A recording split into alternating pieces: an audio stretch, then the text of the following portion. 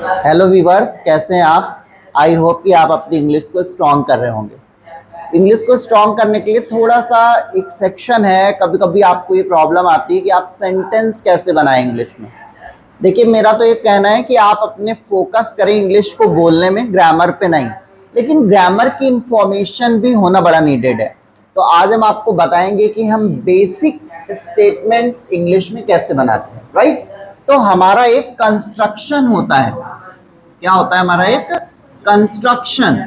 इस कंस्ट्रक्शन का मतलब हिंदी में अगर आप देखेंगे तो इसका मतलब है बनावट। हर चीज की अपनी एक प्रॉपर बनावट है और इंग्लिश में भी सेंटेंस को बनाने का पर्टिकुलर एक प्रोसेस है। और इस प्रोसेस में सबसे पहले हम लोग लिखते हैं सब्जेक्ट। सब्जेक्ट के बाद हम लोग लिखते हैं ऑक्सिलरी। कभी कभी ऑक्सिलरी को लोग हेल्पिंग वर्ब भी कह देते हैं।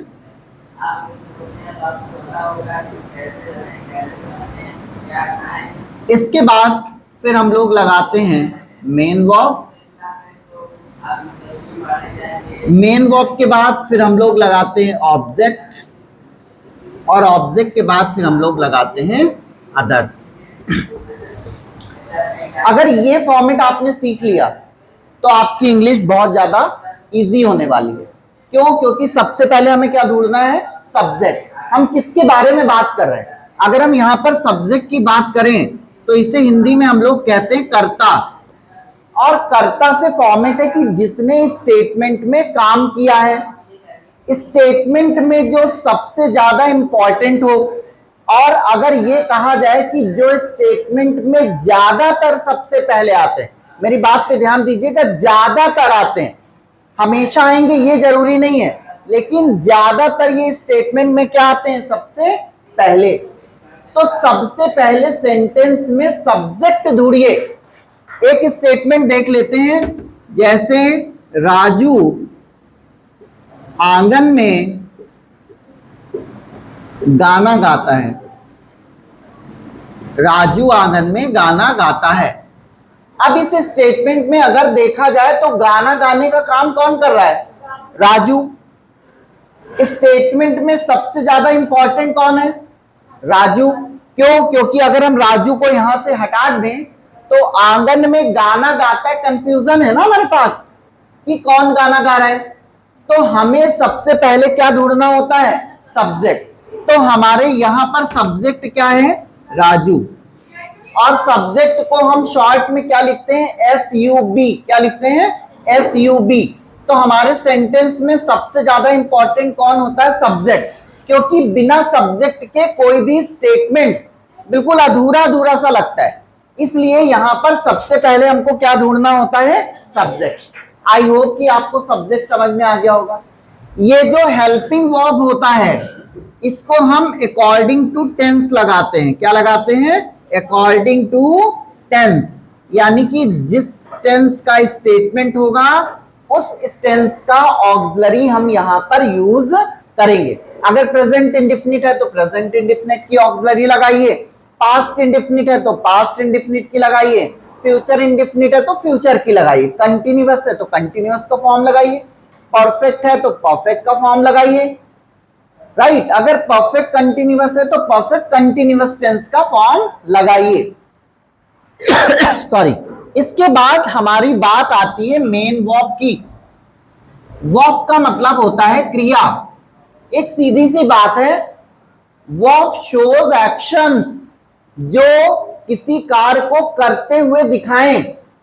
अब अगर हम यहां पर आपसे पूछे कि इस स्टेटमेंट पे कौन सा काम हो रहा है, तो यहां पर काम हो रहा है गाना गाने का। क्या काम हो रहा है? गाने का। किसका हो रहा है? गाने का। तो यहां पर मेन वर्ब क्या है? गाना। मेन वर्ब क्या है हमारा? गाना। तो ये हो गई बात हमारी किसकी? वर्ब की।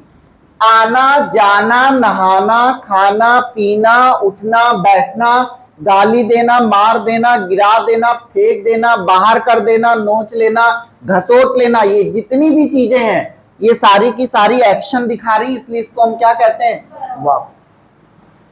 तो यहां पर मेरे ख्याल से आपको सब्जेक्ट भी क्लियर हो गया और वर्ब भी क्लियर हो गया।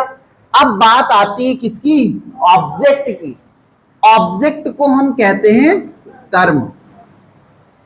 कर्ता और क्रिया का जो रिजल्ट है, कर्ता और क्रिया का जो रिजल्ट है उसे हम क्या कहते हैं? ऑब्जेक्ट।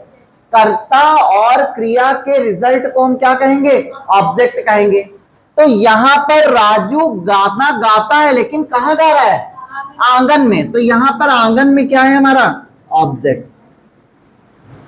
अब इसके बाद स्टेटमेंट में जितनी भी चीजें बचती हैं, जैसे राजू कल आंगन में गाना गा रहा था, तो ये कल क्या है हमारा? ये कल है हमारा अदर वर्ड।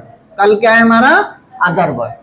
तो सब्जेक्ट का मतलब क्या है? जो स्टेटमेंट में सबसे ज्यादा जरूरी हो, जिसके बगैर स्टेटमेंट अधूरा अधूरा सा लग रहा हो, जो स्टेटमेंट में सबसे ज्यादा सबसे पहले आते हो, वो हमारे क्या कहलाते हैं?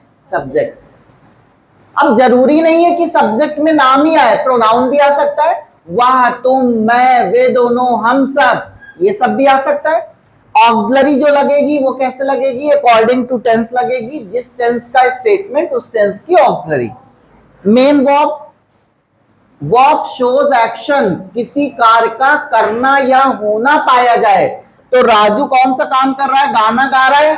तो गाना गाना यहां पर क्या है हमारा? हमारा हो गया वर्ब, हो गया गाना, हमारा क्या हो गया? वर्ब।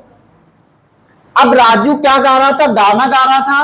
और कहां गा रहा था? आंगन में गा रहा था। तो ये सारे फॉर्मेट हमारे कंस्ट्रक्शन के अंतर्गत आते हैं। और अगर ये फॉर्म आपको समझ में आ गया है तो आपको इंग्लिश के स्टेटमेंट बनाना बहुत आसान हो जाता है। चलिए एक स्टेटमेंट से और समझते हैं। अब दूसरा स्टेटमेंट लेते हैं। तुम परसों कानपुर जाओगे। तुम परसों कानपुर जाओगे। अब यहां पर तुम क्या है हमारा? सब्जेक्ट। और जाना क्या है हमारा? वर्ब। कहां जाओगे? कानपुर जाओगे। तो कानपुर क्या हो गया? ऑब्जेक्ट। और कब जाओगे? परसों। तो परसों क्या हो गया हमारा? अदर। बात समझ में आ रही है? किसी भी स्टेटमेंट को देखकर अगर आपने ये चीजें ढूंढना और जानना सीख लिया तो आपका ये कंस्ट्रक्शन बहुत इजी हो जाएगा। और इस कंस्ट्रक्शन के बेस पर आप बड़े से बड़ा स्टेटमेंट बना सकते हैं। तो गाइस थोड़ी सी प्रैक्टिस आप ग्रामर की भी कर लीजिए। स्पीकिंग हम आपको लेके चल ही रहे हैं। Thank you.